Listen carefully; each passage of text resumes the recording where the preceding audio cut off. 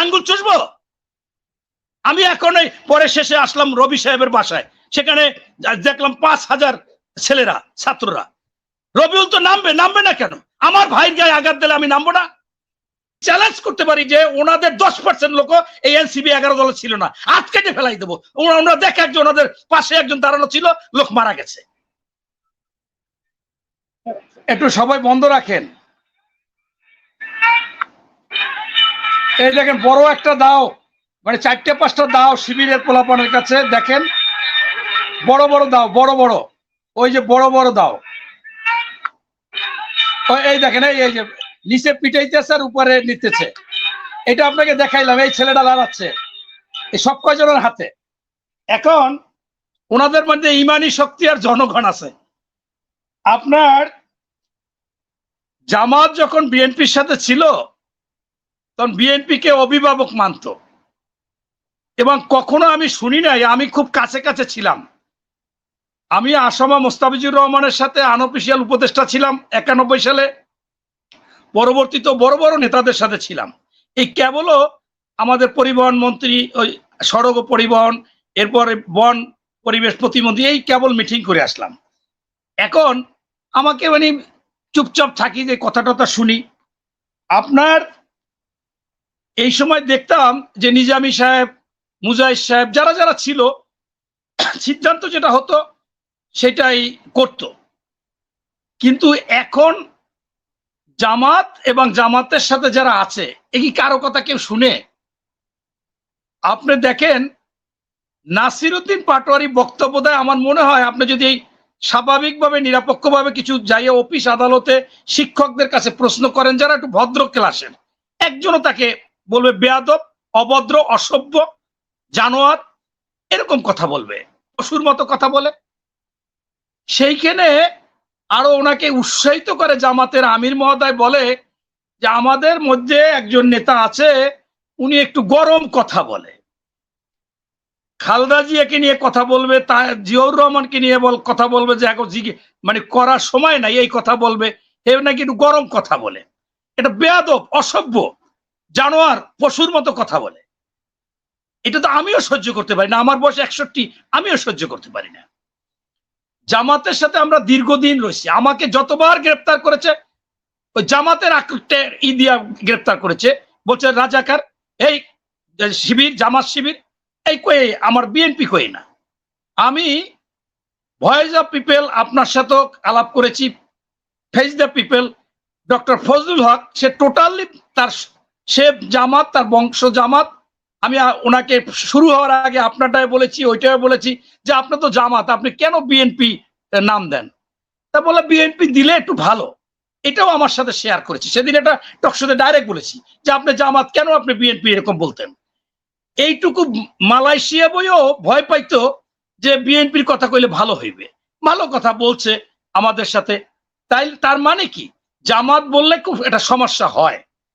আমি খন্দকার মোশাররফ স্যারের সাথে, আমি ম্যাডামের সাথে অনেকবার বলছি, ম্যাডাম আমাদের যে ধরে, আমি যে যতবার গ্রেপ্তার হয়েছি, আমাকে জামাত রাজাকার করে ধরে, এদেরকে বাদ দেওয়া যায় না। বলছে যে না, বাদ দেওয়া যাবে না, এটা আমাদের একটা নীতিগতভাবে সিদ্ধান্ত। যাই হোক, শেষমেশ তারেক সাহেব বিভিন্ন কারণবশত আমাদের কথায় বললো যে আমরা এখন আর জোট নাই, যুগপৎ আন্দোলন হবে।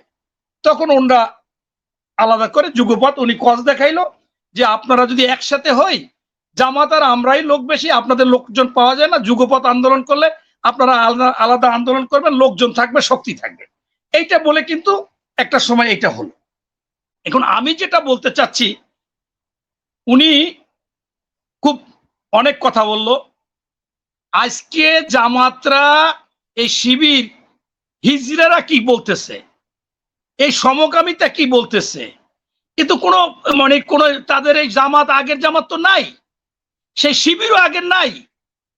এরা তো কোনো একেবারে, আমার দৃষ্টিকোণ থেকে, আমি এই যে সাংবাদিক ইলিয়াস এই 3-4 দিন পর্যন্ত বলতেছে যে জামাত বা এনসিবি তোমরা যে লাপালাপি করতেছো, তোমরা কতজনে যে আন্দোলন সংগ্রাম করেছে, এই পিনাকিও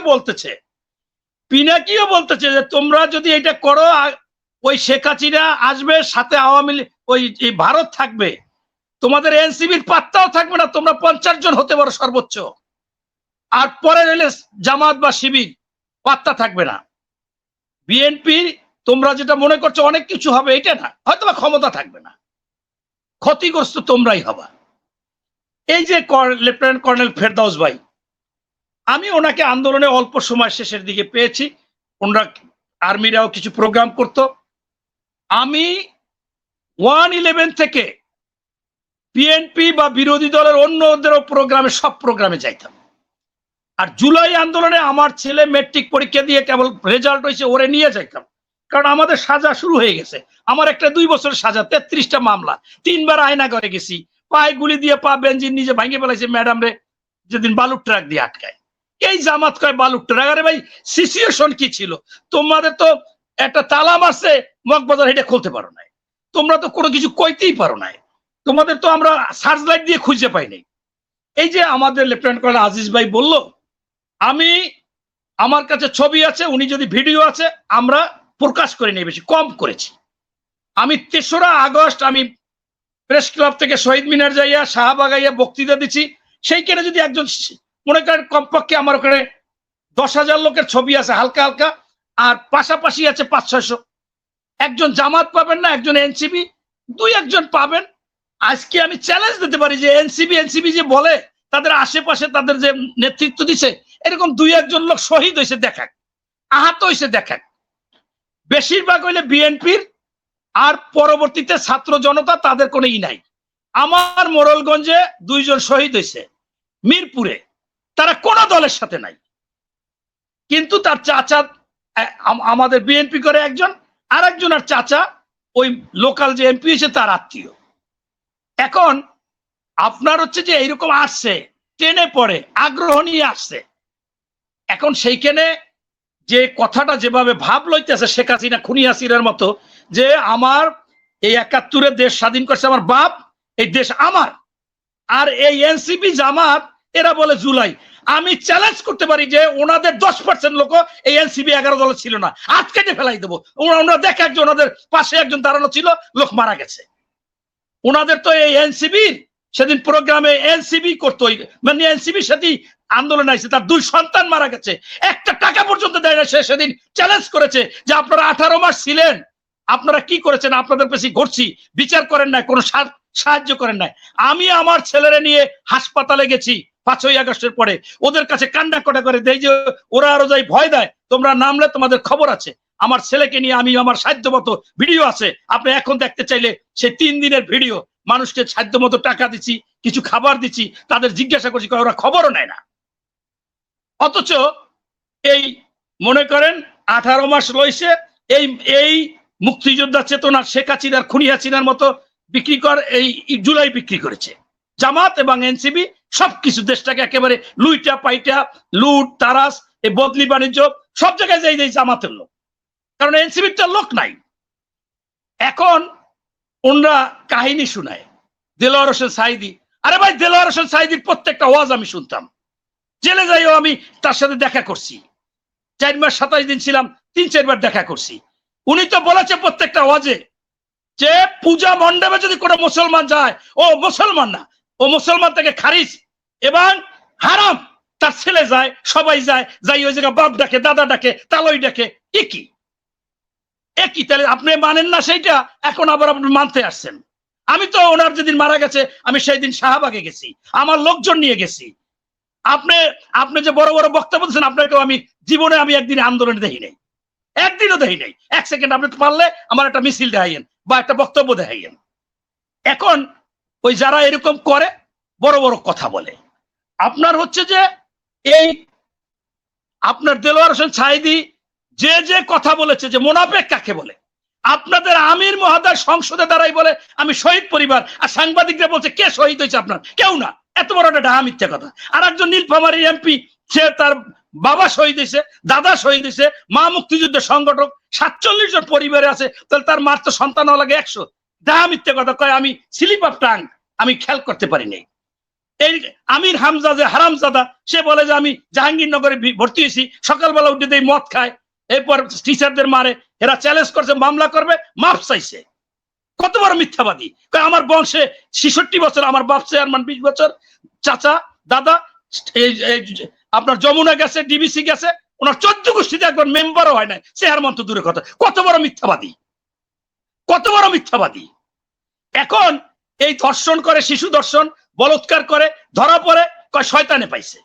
আমি বলি না যে আমাদের দলে বা অন্য দলে নাই, কিন্তু আপনি বলবেন ইসলাম, আপনি ইমামতি করবেন, আপনি ইসলামের নাম দিয়ে দল করবেন, মাদ্রাসায় চাকরি করবেন, আর আকাম করবেন, বলৎকার করবেন, ধর্ষণ করবেন,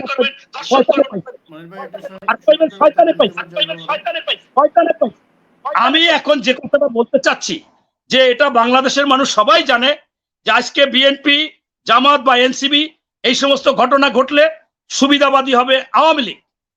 আজকে জানেন যে অনেকেই আপনারা জামাতালারাও বলেছেন, অন্যরাও বলেছে যে শেখ হাসিনা বেঁচে নাই, মরে গেছে। কালকে রাত পোহালে দেখবেন যে ওই ভারতের যে মিডিয়ায় যখন বলবে উনি বেঁচে আছে না মৃত্যু, কালকে কিন্তু সেটা আপনারা পাবেন। এখন সেই লাভবান কারা করতে দিচ্ছে? উস্কানিমূলক। আপনি কিভাবে একজন মানুষ মিথ্যা কথা বলে, এটাই আমার গা জ্বলে।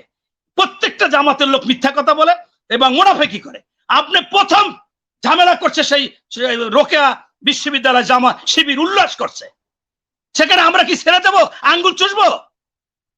আমি এখন পরে শেষে আসলাম রবি সাহেবের বাসায়, সেখানে দেখলাম 5000 ছেলেরা, ছাত্ররা। রবিউল তো নামবে না কেন? আমার ভাইয়ের গায়ে আঘাত দিলে আমি নামবো না? আমি নামবো না? আপনি উল্লাস করবেন এক জায়গায় মারামারি করে। আপনি এই রাজশাহী বিশ্ববিদ্যালয়, আমার ছেলে এবার পরীক্ষা দিল, ভর্তি হবে, আমার ওয়াইফ বলতেছে যে যেখানে শিবির আছে সেইখানে যেন ছেলে ভর্তি না হয়, প্লিজ, সেখানে সংঘর্ষ থাকবে। আপনাকে দাও দেখাইলাম, বড় বড় দাও নিয়ে আজকের কালকে একই। আপনার শুধুমাত্র একজন আর বলবেন, আপনারা থামান ভাই, আমাদের থামাইতে বলেন, আপনারাও থামান। এই বিএনপিতে উস্কানিমূলক কথা বলেছে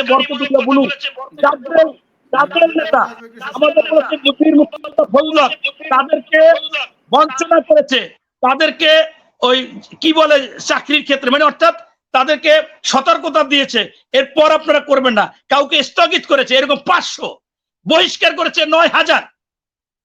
বলবেন শুধু করে না, করে না, করে না। আর আপনারা চ্যালেঞ্জ করেন। আমি আপনাকে বললাম, আপনি তো এই পর্যন্ত 4-5টা চ্যালেঞ্জ করছেন। আরে ভাই, আপনার আমির তো বলছে আমরা একটা বিপ্লবের জন্য প্রস্তুত। চ্যালেঞ্জ তো আপনার আমির দিতেছে, আপনি কোন রোমা চ্যালেঞ্জ দেবেন? আপনি কি চ্যালেঞ্জ দেবেন? আপনার ওই ব্যারিস্টার শাহরিয়ার, আমি বলছি বাটপা শাহরিয়ার, একদিনও আন্দোলন সংগ্রাম করে নাই, 1 সেকেন্ডের জন্য করে নাই। 37 দিনে শেখ হাসিনার পতন করছি।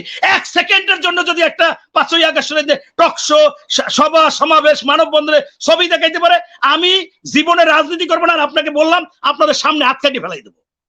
উনি তো চ্যালেঞ্জ দিয়েছে, 12ই এপ্রিল থাকে না, এই 36 ঘন্টায় তারেক রহমানের নামাই দেয়। আবার সেদিন বলছে এই আমাদের জামাত দেশ চালাইতে পারে না, ভারত জামাত চালায়, আপনাকে নামাইতে লাগবে 1 মিনিট, হুঁশিয়ারি করে দিলাম।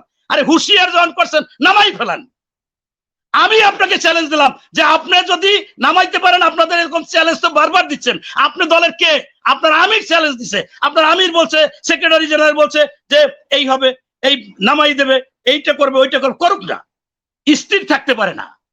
উনি নিজেই বলে যে আমি, আমাদের প্রধানমন্ত্রী মালয়েশিয়ায় গেছে, চীনে গেছে, আমি ধন্যবাদ জানাই, সেলুট জানাই, আমি প্রথমে অভিনন্দন এবং ধন্যবাদ প্রস্তাব আনবো, আর কখনো আমরা সবসময় মিলেমিশে কাজ করব।